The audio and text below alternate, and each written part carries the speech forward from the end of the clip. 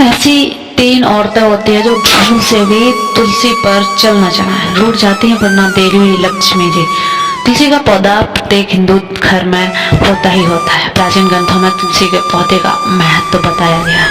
यह पृथ्वी पर स्थिति तथा पवित्र वनस्पतियों में से एक है। तुलसी का पौधा कई प्रकार के रोगों का नाश करने वाला होता है, सकारात्मक ऊर्जा का संचार करता है। तुलसी का पौधा घर में होने से सुख, समृद्धि और ऐश्वर्य की प्राप्ति होती है और घर से रोग और बीमारियां दूर रहती हैं। इसी कारण प्राचीन ऋषि मुनियों ने तुलसी की पूजा करने का विधान किया है।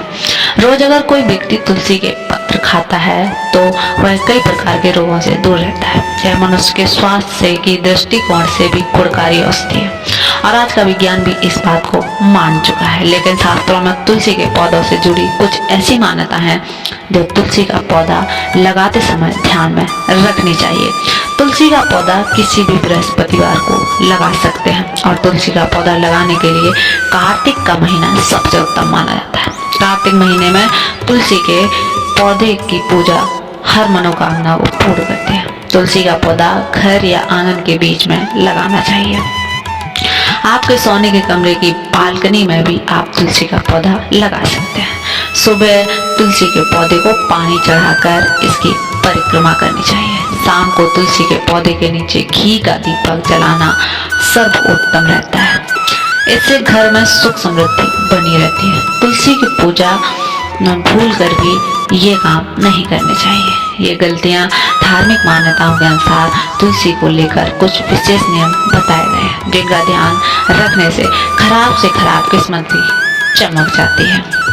तुलसी के पत्ते हमेशा सुबह के समय तोड़ने चाहिए। रविवार के दिन तुलसी के पौधे के नीचे दीपक ना जलाएं। भगवान विष्णु और उनके अवतारों का तुलसी दल जरूरत पर अर्पित करें।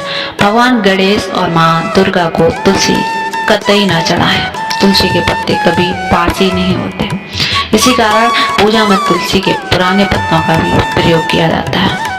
चंद्र ग्रहण के दौरान अन्न में तुलसी के पत्र रखने पर ग्रहण का प्रभाव नहीं पड़ता है। आइए अब जानते हैं कि कौन से लोगों को तुलसी का पौधा नहीं लगाना चाहिए और उनकी पूजा कौन सी महिलाएं नहीं कर सकती हैं। तुलसी का पौधा बुद्ध का प्रतिनिधित्व करता है, जो भगवान कृष्ण का एक स्वरूप माना गया है। भगवान कृष्ण को तुलसी सर्वाधिक प्रिय है।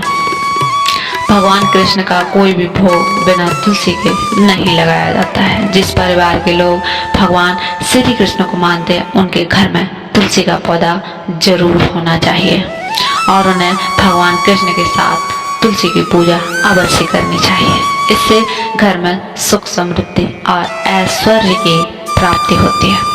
तुलसी को परम वैष्णव माना गया है, अर्थात यह भगवान विष्णु का प्रिय पौधा है।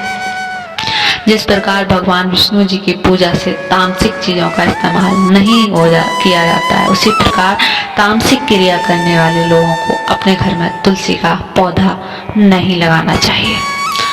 यह अशुभ फल देता है, अर्थात जिस घर में मांस पकाया जाता हो, ऐसे घर में तुलसी का पौधा कदापि नहीं होना चाहिए।